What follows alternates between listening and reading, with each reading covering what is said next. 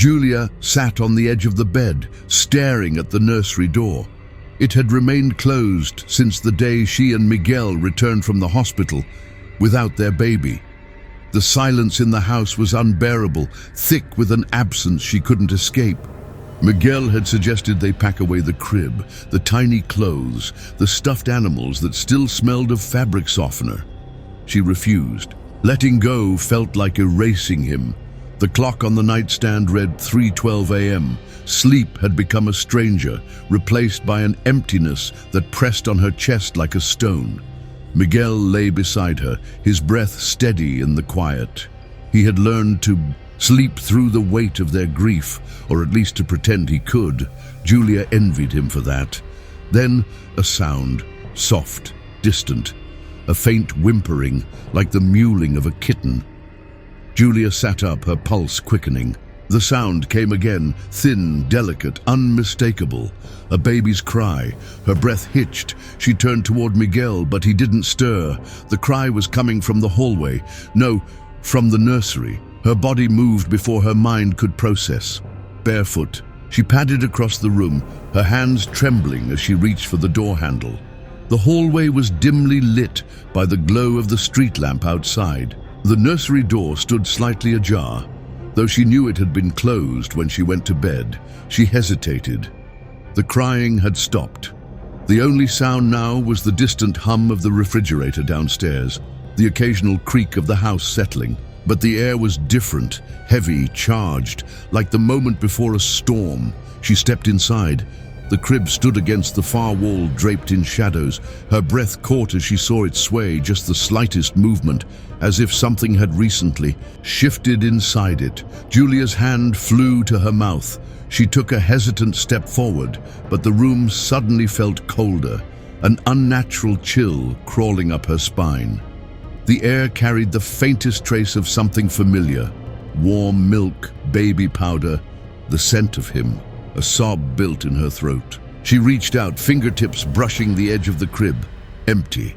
Of course it was empty, her vision blurred with tears. She backed away, shaking her head, whispering, "It's just my mind, just grief." She turned to leave, then stopped. A draft swept past her, raising goosebumps along her arms. The nursery door, which she had left open, slowly creaked shut. Julia spun around, heart hammering. Silence. Nothing moved, but the scent lingered, wrapping around her like a whisper. She fled the room, slamming the door behind her. The moment, she slipped back into bed, pressing herself against Miguel's warmth. She could still hear it, faint and distant, buried beneath the rhythm of her own breathing. A baby's cry. Morning brought no relief. Julia sat at the kitchen table, stirring her coffee long after it had gone cold. The night before still clung to her like a fever dream. Had she really heard it? Had the crib truly moved? Or was her mind suffocated by grief beginning to betray her? Miguel entered the kitchen, rubbing his eyes. He placed a kiss on her temple before grabbing a mug. "Did you sleep at all?" Julia hesitated, debating whether to tell him. "Not much," Miguel sighed. "Julia, maybe we should—" "Don't say it," she snapped, surprising even herself. He didn't flinch, just studied her with quiet concern. "We can't keep living like this." "I'm fine," she insisted, but the lie sat bitter on her tongue. Miguel didn't press. Instead, he finished his coffee and got ready for work, leaving Julia alone with the silence. A silence that wasn't really empty. She spent the day trying to shake the feeling of being watched. Shadows in the corners of her vision flickered, vanishing the moment she turned her head. The house felt different, aware. That night, she did. Something she hadn't dared in weeks. She turned on the baby monitor. The small device sat on the nightstand, a relic of a future that never came to be. The matching camera was still in the nursery, its lens pointed at the crib. Julia lay beside Miguel, staring at the blank screen, listening to the quiet, static hum. She drifted into an uneasy sleep. Then, just past 3 in the morning, the static changed. A rustling, a whisper, and then, "Mama!" Julia bolted upright. her breath caught in her throat. The word had been faint, distorted by the crackling static, but it was unmistakable. A child's voice. She grabbed the baby monitor, her hands trembling, staring at the screen. Nothing. The crib stood empty, shrouded in darkness. The camera light blinked steadily, as if nothing had happened. She nudged Miguel. "Wake up! Wake up!" He groaned, rubbing his face. "What?" I heard something. In the monitor, it said, "Mama." Miguel exhaled heavily, his patience thinning. "Julia, it's probably just interference. These things pick up all kinds of signals. It wasn't interference, it was a voice." Miguel sat up, studying her face. "You need to sleep." Julia shook her head violently. "Something is happening, Miguel. I know what I heard." Miguel sighed and swung his legs over the bed. "Fine, let's check." Together, they walked down the hallway. Julia's heart pounded with each step. The nursery door stood slightly open, just as it had the night before.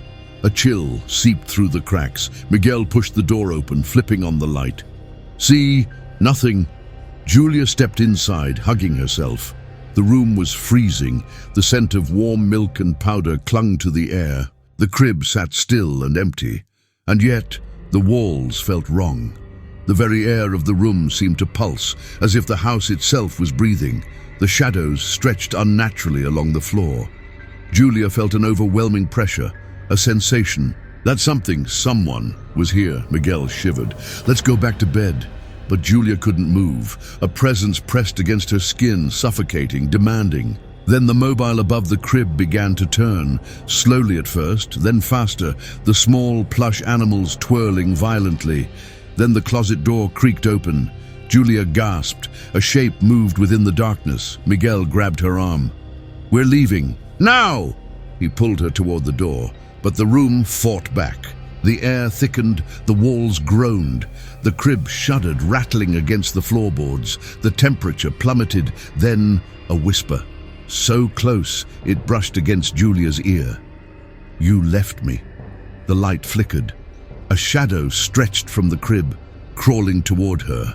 Miguel yanked her into the hallway, slamming the nursery door behind them. The house fell silent, but Julia knew. The room was waiting, and whatever was inside, it wasn't leaving. The days that followed were unbearable. Julia barely slept, haunted by the whisper from the baby monitor and the oppressive presence in the nursery. Miguel had stopped arguing with her about it. He no longer suggested packing the room away. He, too, felt the weight of something unseen. One evening, as the sun dipped below the horizon, Miguel came home from work to find Julia sitting on the nursery floor. The crib loomed beside her, untouched, but she stared at it with a vacant expression. "Julia?" She didn't respond at first. Then, slowly, she turned her head. Her face was pale, eyes rimmed with exhaustion. "I hear him. All the time now. He's crying. He's calling for me." Miguel knelt beside her, grasping her hands. "Baby, this has to stop. I'm scared for you." A shudder ran through Julia's body. "You don't understand. It's not just sounds anymore. Her voice faltered. "He's here." Miguel glanced around the dim room. "Julia, please," she exhaled sharply. "Stay here tonight, in the nursery, with me." Miguel hesitated, but then nodded. "Okay." That night, they set up a small mattress on the floor. Miguel held Julia close as the hours crawled by. Silence stretched between them, heavy and expectant. Then, just past 3 in the morning, the temperature dropped. The baby monitor, which sat on the dresser, crackled to life. Static filled the room. Miguel tensed. Julia gripped his arm. The soft, rustling noise returned. Then a whisper, closer this time, urgent and filled with sorrow. "Mama!" Miguel sat up, his breath unsteady. The closet door creaked, slow and deliberate. A shadow shifted inside it. Julia's breath caught. "Miguel!" The crib shook violently. The mobile above it spun so fast that the tiny stuffed animals blurred together. A mournful wail echoed through the room. Then a small, cold hand touched Julia's arm. She screamed. Miguel grabbed her, yanking her toward the door. But the nursery fought to keep them inside. The shadows stretched, reaching. The floor groaned under unseen weight. Then, all at once, it stopped. The room fell silent. Miguel flung the door open, dragging Julia into the hallway. They didn't stop, running until they were downstairs, panting, shaking. Julia clutched her chest, tears spilling down her cheeks. "He's not gone." Miguel looked back toward the nursery, his face pale. "No, he's not." And he was angry. The silence in the house felt heavier than ever. Julia sat on the couch, knees drawn to her chest, staring at the nursery door at the top of the stairs. Miguel had locked it after the previous night's horrifying events. But it didn't matter. The presence was still there, watching, waiting. Miguel paced beside her, running a hand through his hair. "We need to leave. Tonight." Julia shook her head. "No, not yet. Julia, I need to know what it wants. What he wants." Miguel clenched his jaw. "It's not him, Julia. Whatever is in that room, it's not our son." Tears welled in her eyes. "Then why is he crying? Why is he calling for me?" Miguel had no answer. Instead, he sat beside her, wrapping an arm around her shoulders. "What do we do?" Julia exhaled shakily. "The floorboards, under the crib. There's something there. I can feel it." Miguel hesitated, then nodded. "Then we check, but we do it together." They waited until nightfall, their nerves frayed, their bodies exhausted. Armed with a flashlight and a crowbar, Miguel led the way into the nursery. The room smelled stale, untouched for hours, yet the air seemed alive, pressing against them with unseen weight. Julia knelt by the crib, hands trembling as she pushed it aside. The floor beneath it was worn, the wood slightly discolored. Miguel took a deep breath and wedged the crowbar between the planks. The first board lifted with a groan, then another. A foul stench filled the room. Miguel coughed, covering his nose.